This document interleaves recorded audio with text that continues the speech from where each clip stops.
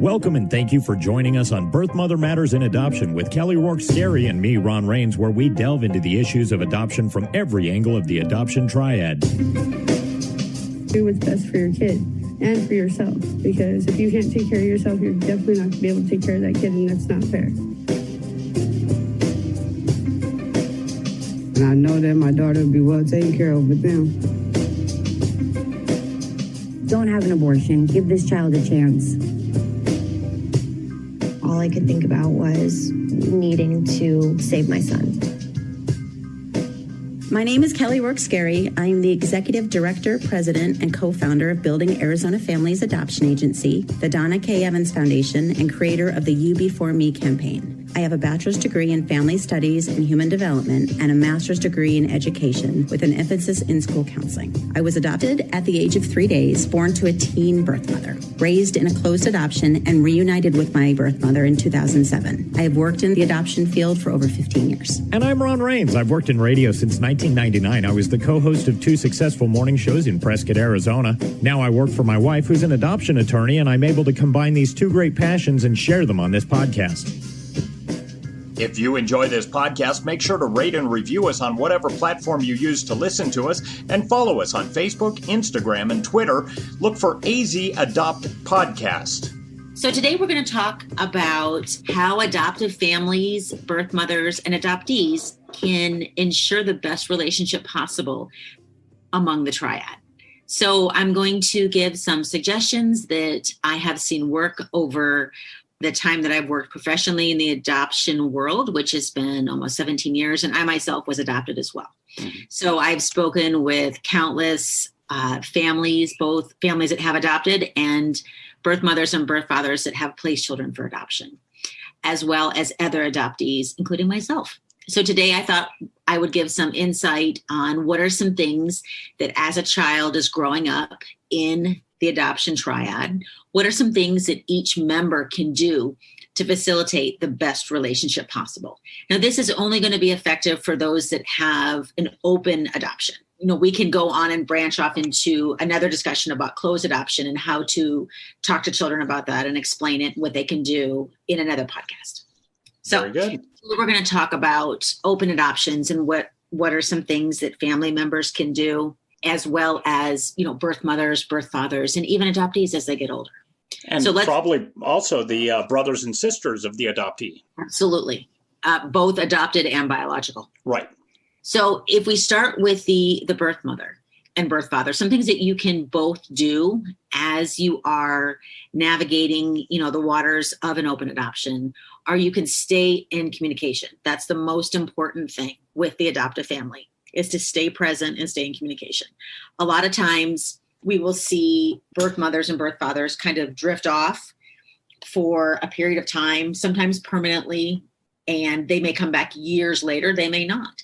But it's really important to stay in communication, because that says to the child and to the adoptive family, I'm present, I care about you, you're important to me, you're worth me staying in this relationship. And I'm going, you know, a relationship is only as good as much work you put into it. So you're not going to have this amazing blossoming relationship that you really want if you don't put any effort in. So you've got to make sure that you are present, because there's no relationship if you're not present. The second is follow through on your commitments. You know, if you are committing to, you know, do a Skype call 3 times a year, make sure that that happens. Make sure that you follow through on whatever commitment you have made. You know, if you're supposed to do a Skype call on Mother's Day at 3 p.m., make sure that you are there present for that call, because that is one way to establish trust, is that you're following through on what you've committed to do. And all relationships are grounded in trust. Without trust, there's no relationship. So just the bare bones basics for birth parents would definitely be, you know, following through on your commitments, staying present in the relationship. And I would say one of the key things is making sure that you have communication with the adoptive family as to, you know, what your role in the relationship is. Clearly, you're the birth parent, but what role are they comfortable with you taking, and what role are you comfortable taking? So let me give you an example. I was at an adoption conference almost 2 years ago, and there was a birth mother that was talking about the relationship that she had with her son and the adoptive family. And they had decided on a nickname for her.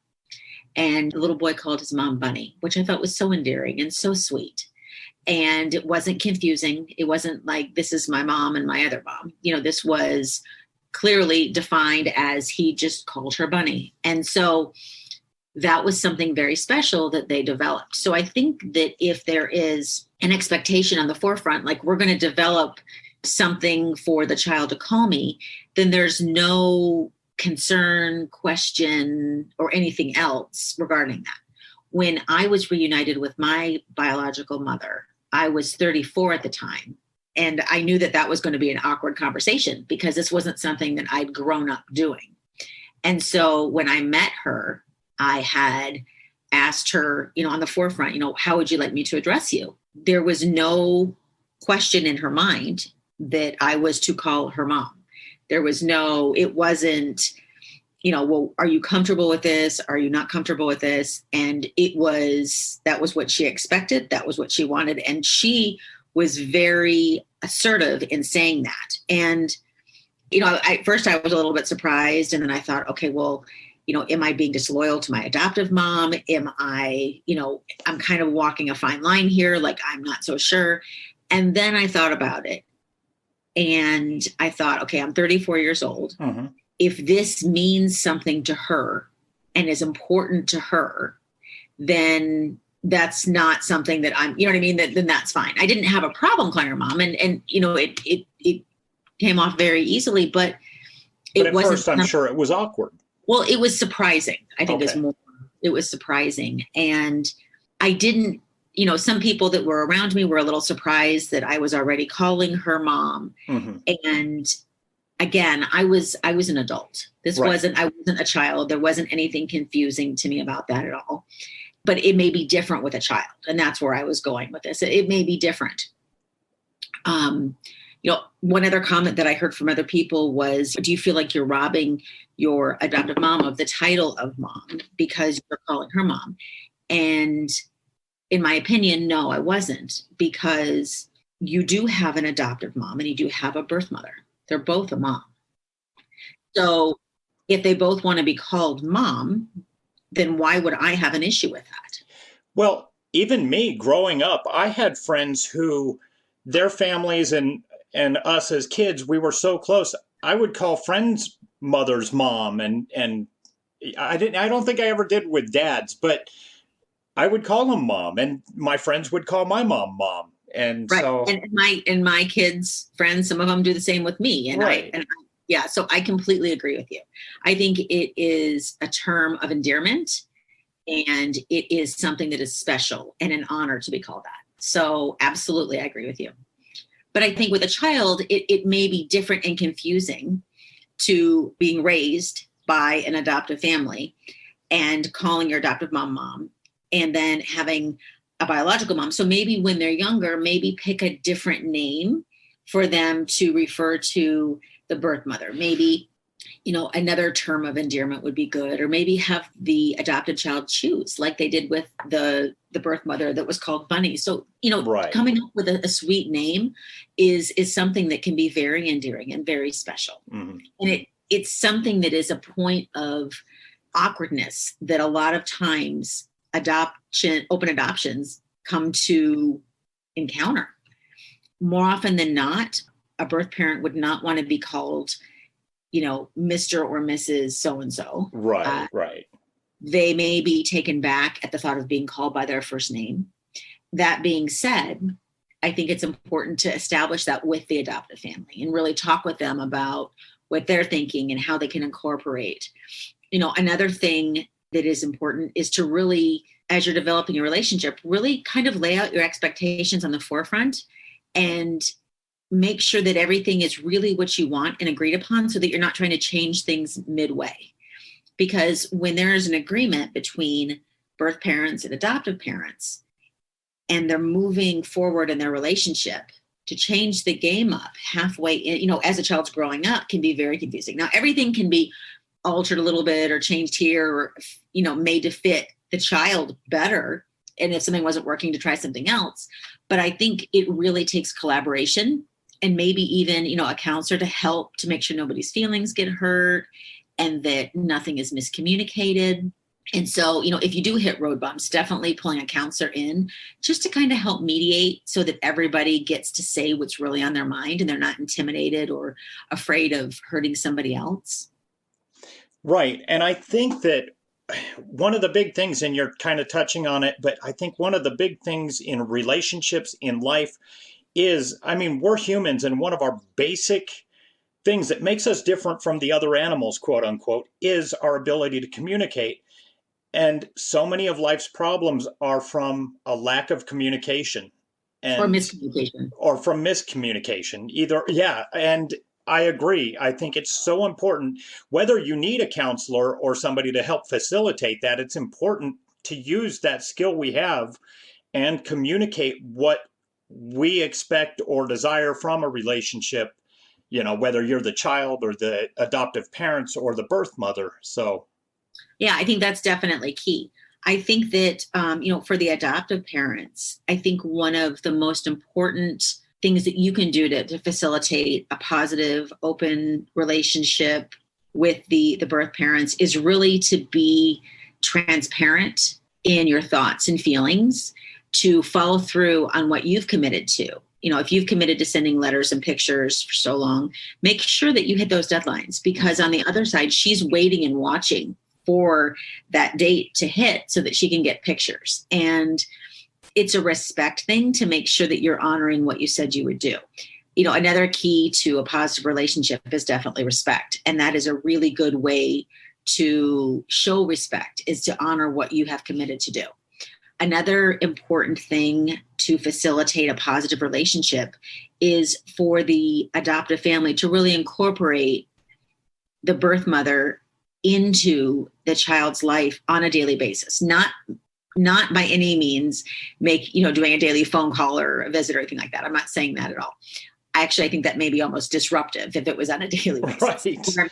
What I'm saying is that, if you say prayers at night, include the birth mother in your prayer. Certainly. Or if you put a picture of her in the child's bedroom, little things like that are bringing attention to the birth parent on a daily basis without even really talking about, the adoptive parent, but including her in your lives as an important person.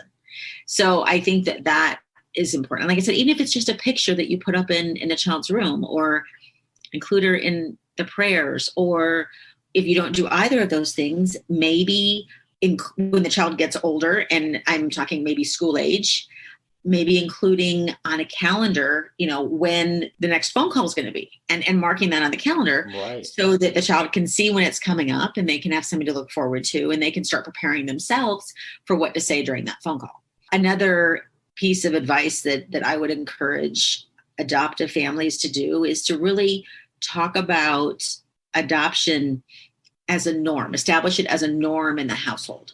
Because if you don't establish it as a norm, then again, we've talked before in podcasts about the child feeling quote unquote special or different than somebody else. Mm-hmm. And to completely wipe that and make that not being anywhere in your family dynamic, you can do that by making it a norm, making it a regular thing. The adopted child isn't any more or less special than if you have a biological child in the home. They're equals. And so I think that by doing that, you're going to take away any competition between siblings.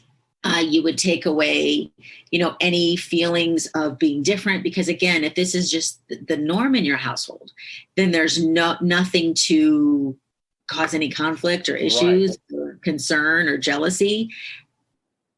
And you can do that by talking about it, as if you were talking about the sun's rising tomorrow, mm-hmm, or, we have the call today, or, there's little things that you can do that may not seem like a lot, but when you're doing it, incorporate adoption movies into your family theater, incorporate, mm-hmm, adoption books into the adopted child's bedroom, library, and into the sibling non-adopted child's library. Right. Because, and like you said, just normalize it. Make it like, this is nothing unique. happens all the time. It's not something you have to adapt to. It's something that should be normal. Right. And so, when you're sitting down and you're watching one of the movies out of your, video vault, and it's an adoption movie, don't focus on the fact that it's an adoption movie. Focus on the fact that it's another movie that you're choosing to watch tonight. Like Right. It's, in other words, rather than calling attention to adoption and keep calling attention, just make it the norm. Don't make it the center of attention. And I think that will help not only normalize adoption in your household, but it'll start branching out. It'll start seeping out of your house and into society, which is what we're all trying to accomplish. As an adopted child, I think one thing that you can do, because growing up adopted, if you have an open adoption with your birth parents and your adoptive family, the best thing that can be done for you is to make sure that what's happening is always age appropriate. As you go through different stages in life growing up, you want to make sure that you're not given too much information or not enough information. And you want to make sure that there are no areas that are off topic as you get older, because you may have questions and you don't want there to be certain topics or certain things that you're afraid to ask because you don't want to, offend your adoptive family or your birth family. And so I think just really giving your child that freedom to express themselves about the adoption and talk to them. And again, it all depends on the mood that you set in your household. Because in order for the child to have a relationship and really grasp what has occurred, meaning that, they were placed for adoption and both the adoptive family and the birth family are still actively in their life, that's a blessing and it's amazing and it's beautiful. But you still have to make sure that you are setting the stage for this to happen. And again, you can start that at a very young age. And there are always situations where, one child is in the family and has an open adoption, and there's another child in the family that may have a closed adoption. And how do you navigate that? And there's so many ifs, ands. And I would say that, we definitely are going to be diving into a lot of these topics on the podcast. But again, by starting off with a foundation of normalizing adoption and explaining that there are different types of adoption, just like, one child may have blonde hair, one child may have brown hair, and one child may excel at reading and another child may excel in football. There are things that are different. That doesn't mean that one is better or worse than the other. It just means that they're different. And so what you can do is celebrate those differences.